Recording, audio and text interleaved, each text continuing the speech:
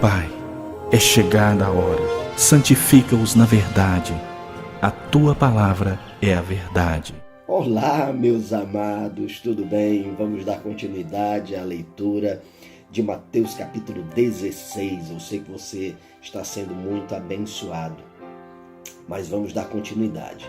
Em Mateus capítulo 16, eu quero destacar os versículos de 13 a 18, onde está um diálogo de Jesus com seus discípulos, onde Jesus pergunta aos seus discípulos, quem dizem que eu sou? Quem os homens dizem que eu sou?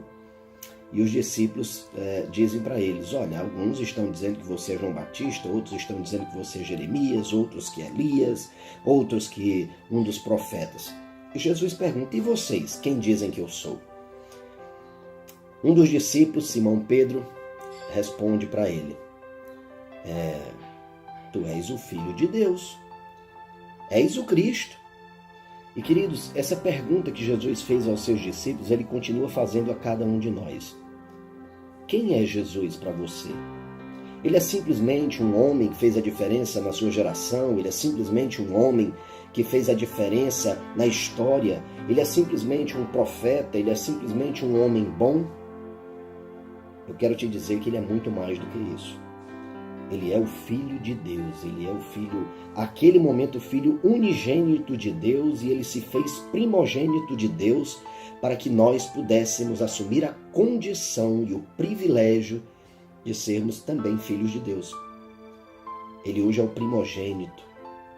Para que nós possamos ser tidos como filhos também, ele deu a sua vida na cruz e ele ressuscitou para que nós tenhamos vida e a tenhamos de forma plena. Amém? Então, queridos, logo depois que Pedro afirma isso, Jesus diz para ele, feliz é você, Simão, filho de Jonas, porque isso não lhe foi revelado por carne ou sangue, mas por meu Pai que está nos céus. Realmente, percebermos Jesus como nosso Senhor, como nosso Salvador, como dono absoluto das nossas vidas, não é algo lógico, não é algo que venha da sabedoria humana, não é algo que se possa perceber pela ciência, não. Só se pode perceber isso por revelação de Deus. Então, se você crê que Jesus é o Filho de Deus, pode ter certeza, foi o próprio Pai que colocou isso no teu coração. Se você confessa Jesus como Senhor e Salvador, pode ter certeza disso. Foi o próprio Deus que te chamou a compor essa família abençoada, a família dos seus filhos, os seus filhos amados. E nesse momento, Jesus se refere ainda a Pedro e ele diz, e eu lhe digo que você é Pedro, e sobre esta pedra edificarei a minha igreja, e as portas do Hades não poderão vencê-la. Antes eu preciso destacar para você, o que é Hades? Hades, na verdade, é uma palavra que vem do grego. Os gregos é que tinham essa ideia do Hades, e o Hades é o que nós entendemos por inferno, né? É a mansão dos mortos, é a casa dos mortos, né? A palavra está utilizando Hades. Mas é importante nós percebermos que o inferno não prevalecerá sobre a igreja. Mas eu preciso também destacar algo para você. Jesus está dizendo que Simão Pedro é pedra. Mas ele não está dizendo que Simão Pedro é a pedra. Isso é muito importante. Porque o próprio Pedro, né, eu vou destacar para você algo muito precioso que está aqui em 1 Pedro 2, 4 e 5. Vou ler para você. Se você puder, depois veja na sua Bíblia também. 1 Pedro 2, 4 e 5. À medida que se aproximam dele, a pedra viva, rejeitada pelos homens, mas escolhida por Deus e preciosa para ele, vocês também estão sendo utilizados como pedras vivas na edificação de uma casa espiritual, para serem sacerdócio santo, oferecendo sacrifícios espirituais aceitáveis a Deus por meio de Jesus Cristo. Então aqui o próprio Pedro está afirmando quem é a pedra. A pedra é o próprio Cristo. E nós, assim como Pedro, somos as pedras vivas usadas na edificação de uma casa espiritual e não de uma casa física, e não de uma de um templo físico construído por homens, e muito menos doutrinas ou o que quer que seja construído por homens. Jesus está falando acerca do mesmo assunto e Pedro está simplesmente reafirmando que nós somos essas pedras. A igreja compõe essa casa espiritual, a noiva de Cristo. Né? O Espírito Santo de Deus vem habitar dentro de cada um de nós que aceitamos a Jesus como nosso Senhor e como nosso Salvador. É importante você perceber isso. Quero também destacar com você algo muito importante aqui em Mateus capítulo 16, versículo 24. Ele diz, então, Jesus disse aos seus discípulos, se alguém quiser acompanhar-me, negue-se a si mesmo e tome a sua cruz e siga-me. Eu quero destacar 3 pontos nessa afirmação de Jesus. Negue-se. O que Jesus está dizendo é que nós devemos preferir fazer a vontade de Deus a fazer a nossa vontade. Isso é negar-se a si mesmo. Ele não está querendo que você negue a sua identidade. Foi Ele que fez você como você é.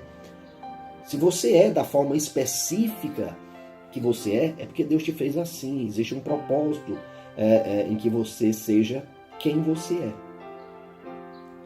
Então, Jesus não está dizendo que você tem que perder sua identidade. Pelo contrário, Ele está dizendo que você deve usar a sua identidade, usar a forma específica com a qual Ele te fez, para que você faça algo em nome dEle. Quem faz algo no nome dEle, faz como se fosse Ele, e não como se fôssemos nós mesmos. Então é isso que Ele te chama a fazer. Ele te chama a ser um pequeno Cristo. A palavra cristão quer dizer isso, pequeno Cristo.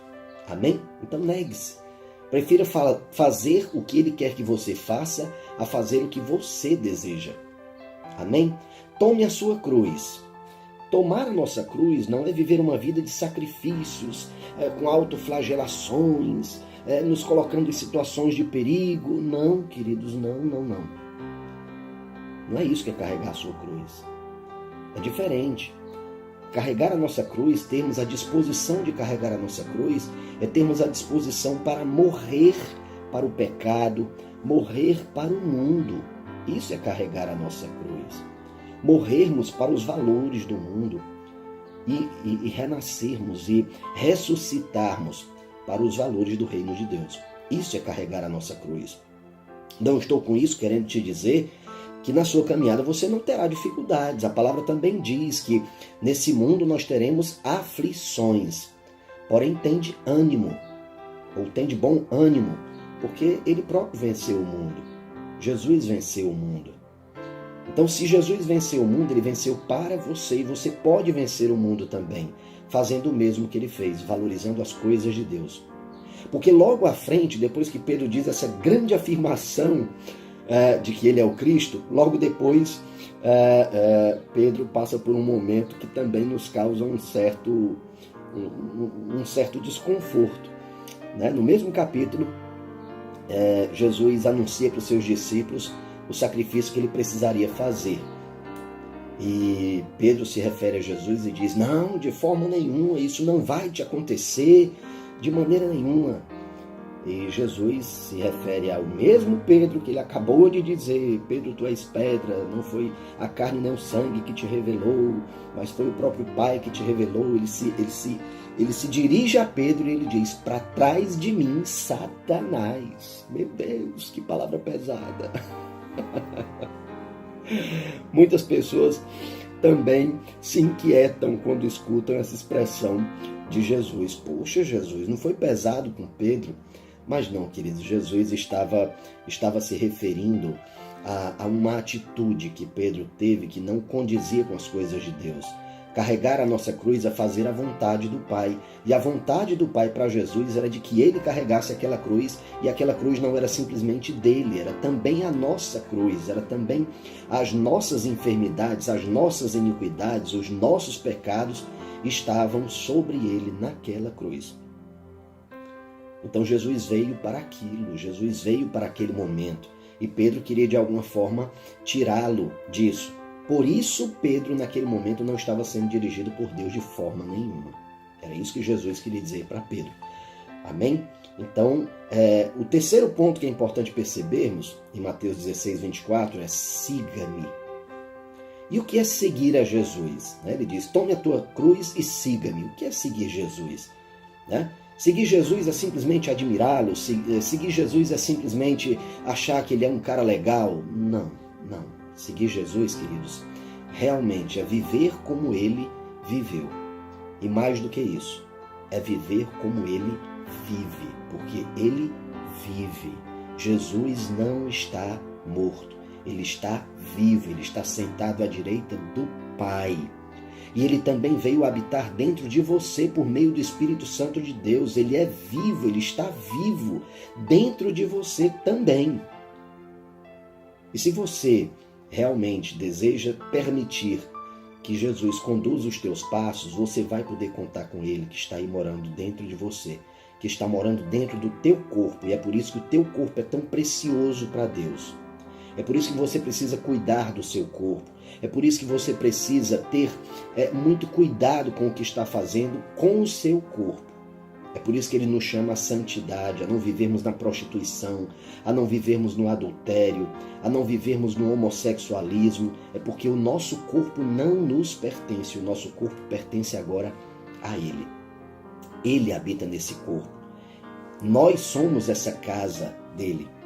E quando nós estamos juntos, quando nós estamos em comunhão com Cristo e em comunhão com os nossos irmãos, nós somos Igreja do Senhor Jesus. Nós somos a noiva de Cristo, nós somos a casa de Jesus. Amém? Que Deus te abençoe e eu espero que todos os dias o Espírito Santo possa trazer uma revelação para o teu coração.